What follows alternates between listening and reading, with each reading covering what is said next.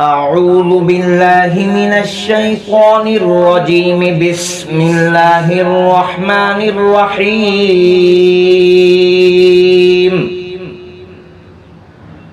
وإذا طلقتم النساء فبلغن أجلهن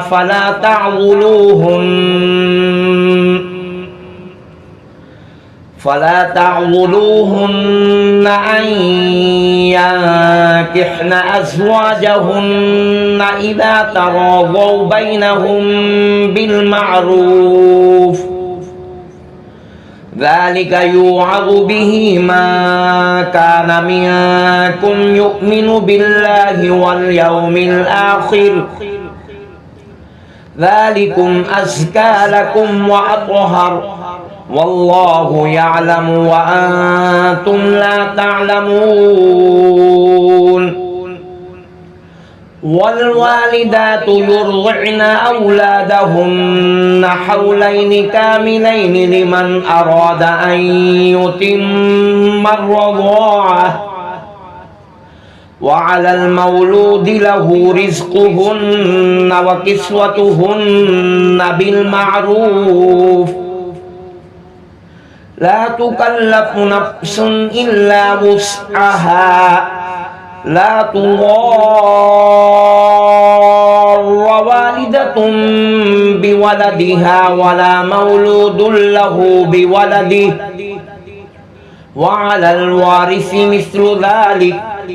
فإن أرادا فصالا عن تراض منهما وتشاور فلا جناح عليهما،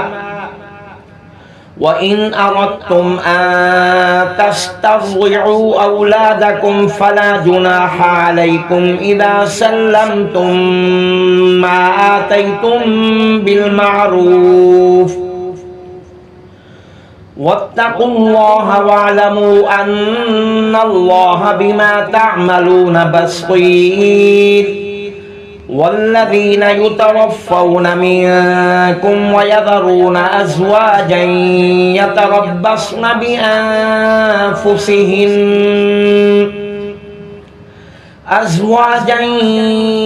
يتربصن بأنفسهن 4 أشهر وعشرا، فإذا بلغن أجلهن فلا جناح عليكم فيما فعلن في أنفسهن بالمعروف، والله بما تعملون خبير. ولا جناح عليكم فيما عرضتم به من خطبة النساء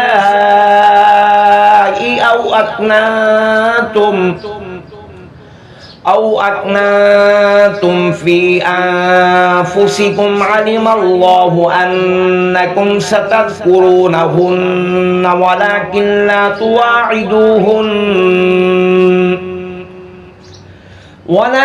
لا تواعدوهن سرا إلا أن تقولوا قولا معروفا، ولا تعزموا عقدة النكاح حتى يبلغ الكتاب أجله، واعلموا أن الله يعلم ما في أنفسكم فاحذروه، واعلموا أن الله غفور حليم. لا جناح عليكم إن طلقتم النساء ما لم تمسوهن أو تفرضوا لهن فريضة، ومتعوهن على الموسع قدره وعلى المقتر قدره متاعا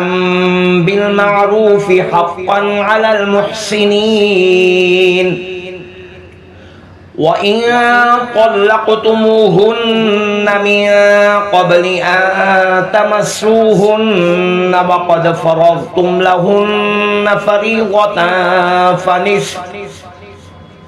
فنصف ما فرضتم إلا أن يعفون أو يعفو الذي بيده عقدة النكاح وأن تعفوا أقرب للتقوى ولا تنسوا الفضل بينكم إن الله بما تعملون بصير حافظوا على الصلوات والصلاة الوسطى وقوموا لله قانتين فإن خفتم فرجالا أو ركبانا فإذا أمنتم فاذكروا الله كما علمكم ما لم تكونوا تعلمون والذين يتوفون منكم ويذرون أزواجا وصية لأزواجهم متاعا إلى الحول غير إخراج فإن خرجن فلا جناح عليكم فيما فعلن في أنفسهن من معروف والله عزيز حكيم وللمطلقات متاع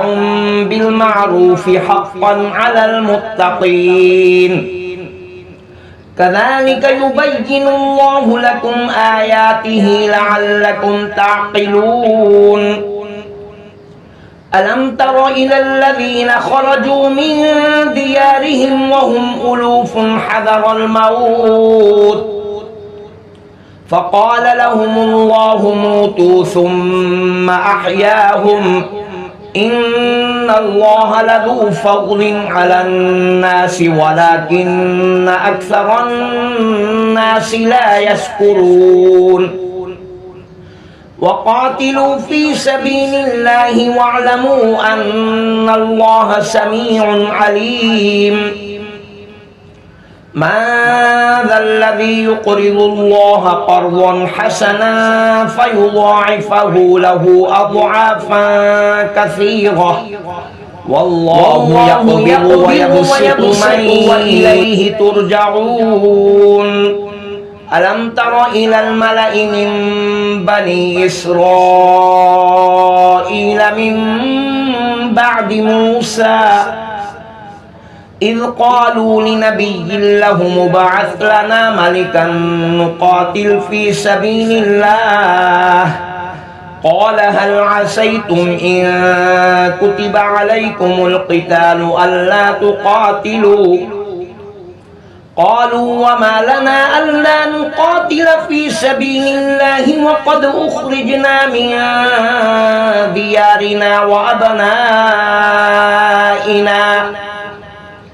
فلما كتب عليهم القتال تولوا إلا قليلا منهم والله عليم بالظالمين وقال لهم نبيهم إن الله قد بعث لكم طالوت ملكا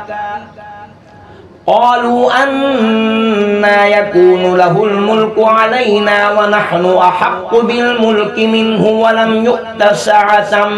من المال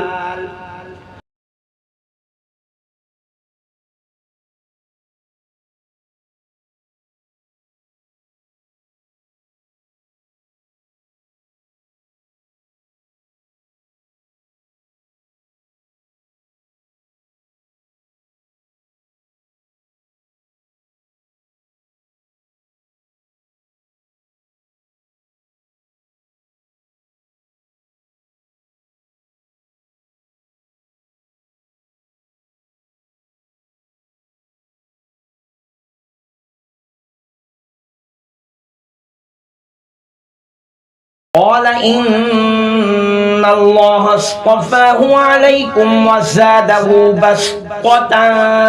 في العلم والجسم والله يؤتي ملكه من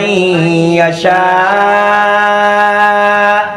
والله واسع عليم وقال لهم نبيهم إن آية ملكه أن يأتيكم التابوت فيه سكينة من ربكم وبقية مما ترك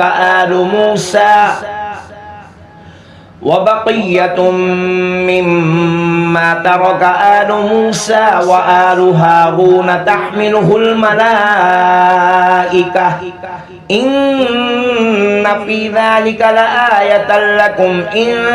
كنتم مؤمنين فلما فصل طالوت بالجنود قال إن الله مبتليكم بنهر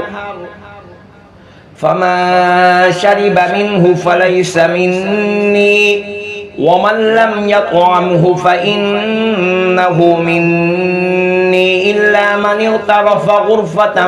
بيده فشربوا منه إلا قليلا منهم فلما جاوزه هو والذين آمنوا معه قالوا لا طاقة لنا اليوم بجالوت وجنوده قال الذين يظنون أنهم ملاقو الله كم من فئة قليلة غلبت فئة كثيرة بإذن الله والله مع الصابرين ولما برزوا لجالوت وجنوده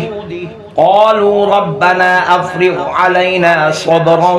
وثبت أقدامنا وانصرنا على القوم الكافرين فهزموهم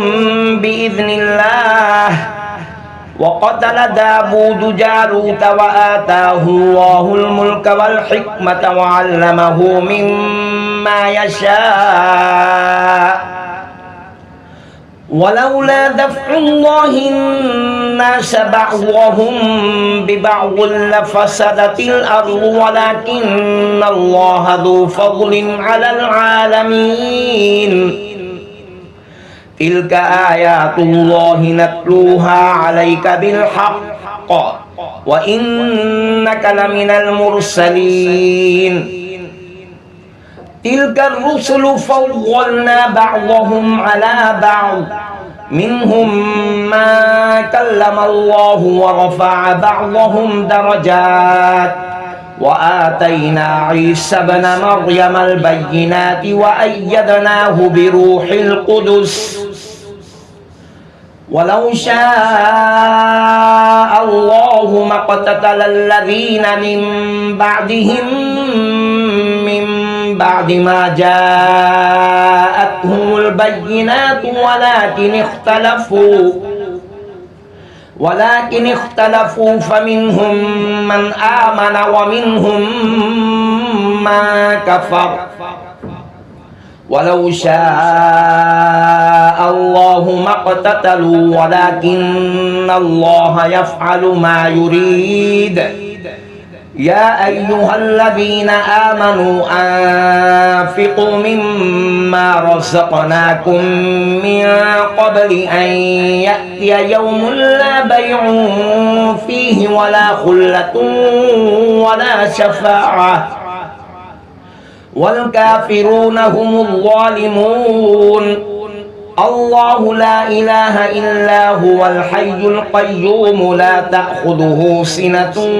ولا نوم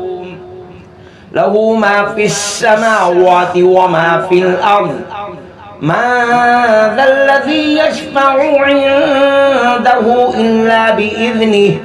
يعلم ما بين أيديهم وما خلفهم ولا يحيطون بشيء من علمه إلا بما شاء وسع كرسيه السماوات والأرض ولا يؤوده حفظهما وهو العلي العظيم لا إكراه في الدين قد تبين الرشد من الغي فمن يكفر بالطاغوت ويؤمن بالله فقد استمسك بالعروة الوثقى لا انفصام لها والله سميع عليم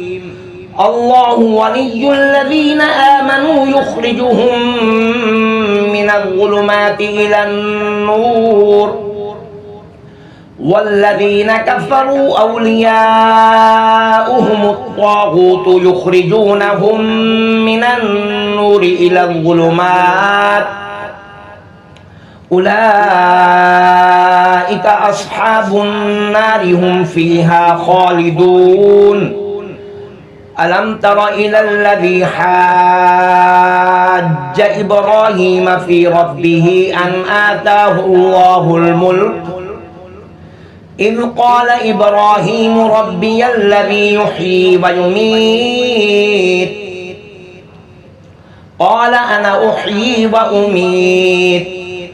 قال إبراهيم فإن الله يأتي بالشمس من المشرق فأت بها من المغرب فبهت الذي كفر والله لا يهدي القوم الظالمين أو كالذي مر على قرية وهي خاوية على عروشها قال أنى يحيي هذه الله بعد موتها فأماته الله 100 عام ثم بعثه قال كم لبثت قال لبثت يوما أو بعض يوم قال بل لبثت 100 عام فانظر إلى طعامك وشرابك لم يتسنه وانظر إلى حمارك ولنجعلك آية للناس وانظر إلى العظام كيف ننشزها ثم نكسوها لحما فلما تبين له قال أعلم أن الله على كل شيء قدير وإذ قال إبراهيم رب أرني كيف تحيي الموتى قال أولم تؤمن قال بلى ولكن ليطمئن قلبي قال فخذ 4 من الطير فاصغرهن إليك ثم اجعل على كل جبل منهن جزءا ثم ادعهن يأتينك سعيا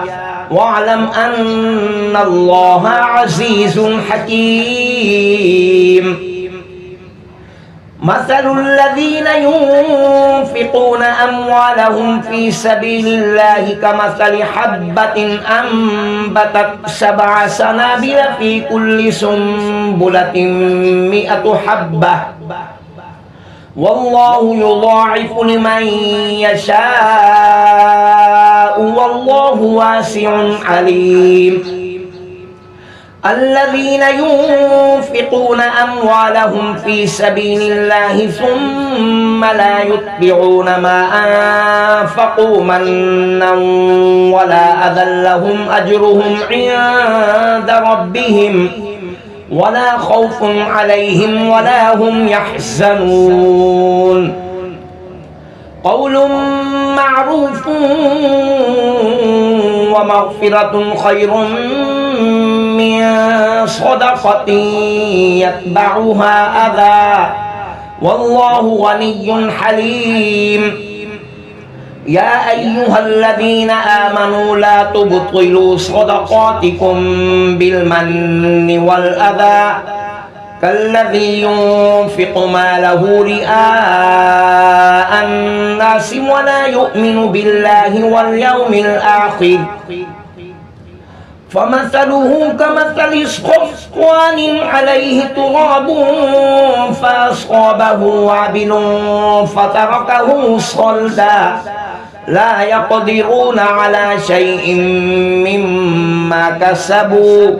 والله لا يهدي القوم الكافرين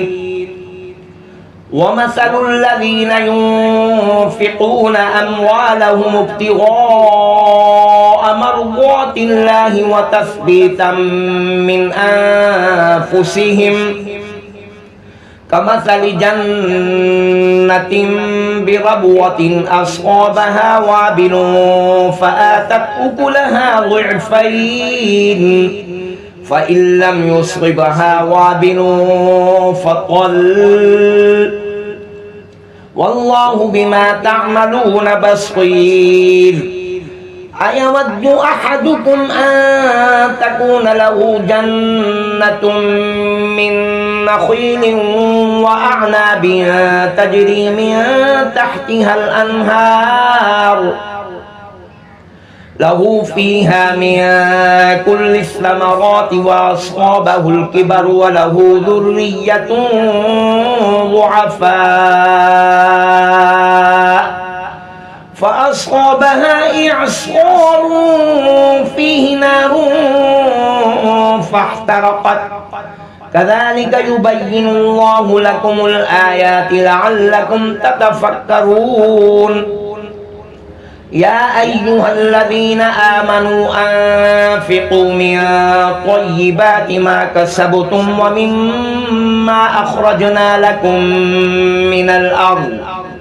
ولا تيمموا الخبيث منه تنفقون ولستم بآخذيه إلا أن تغمضوا فيه واعلموا أن الله غني حميد الشيطان يعدكم الفقر ويأمركم بالفحشاء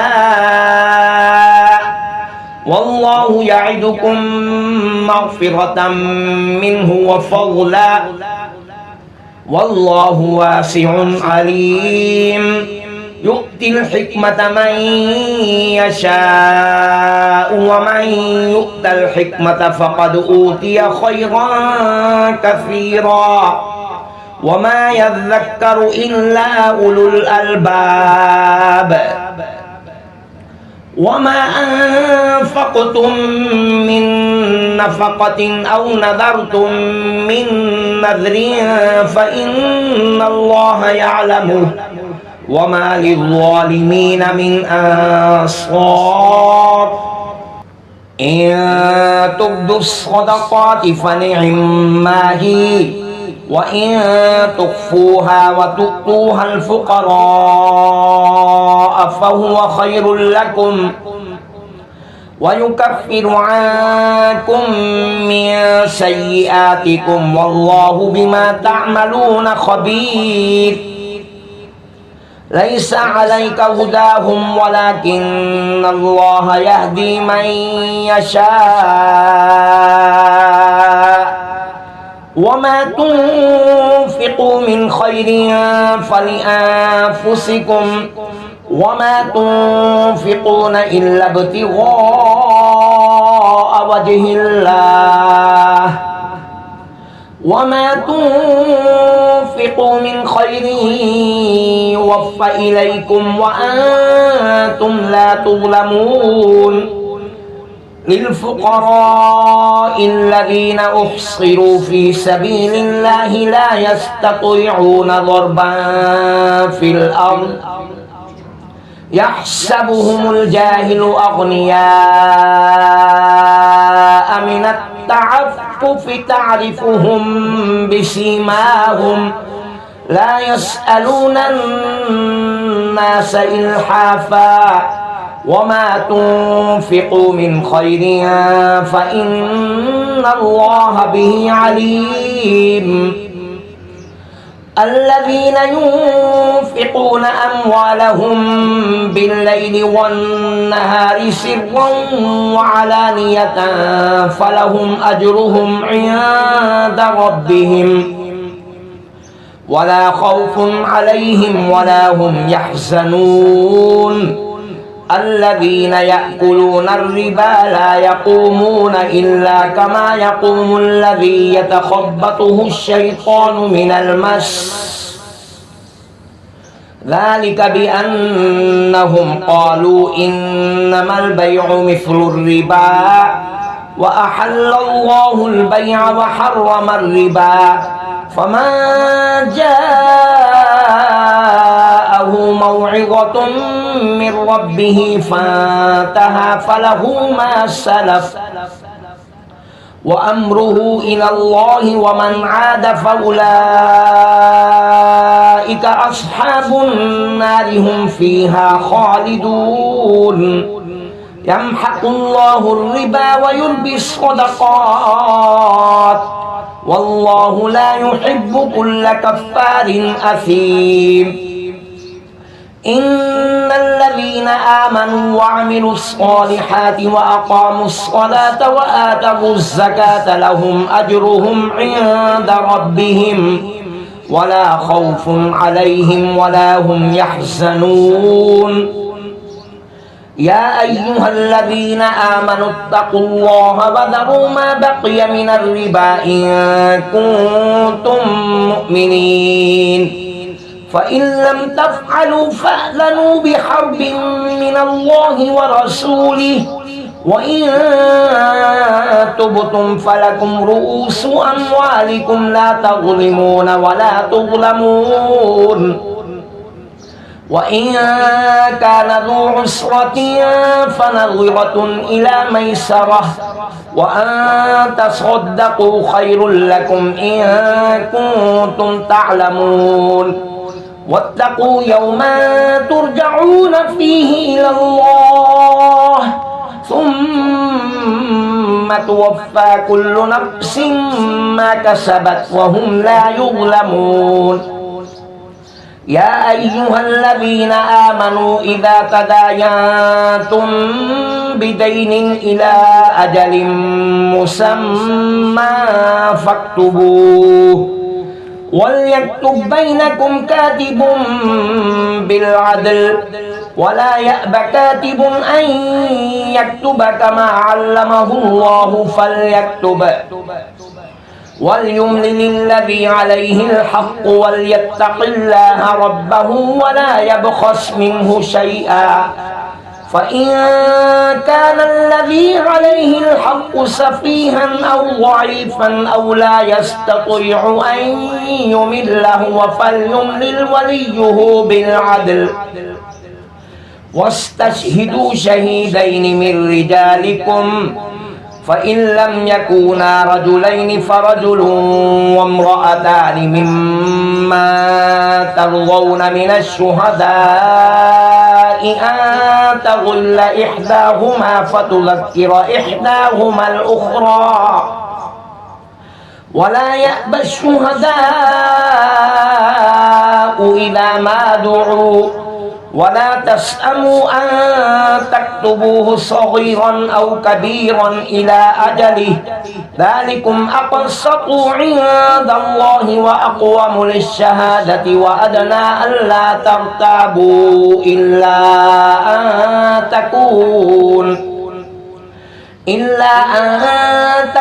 تجارة حاضرة تديرونها بينكم فليس عليكم جناح ألا تكتبوها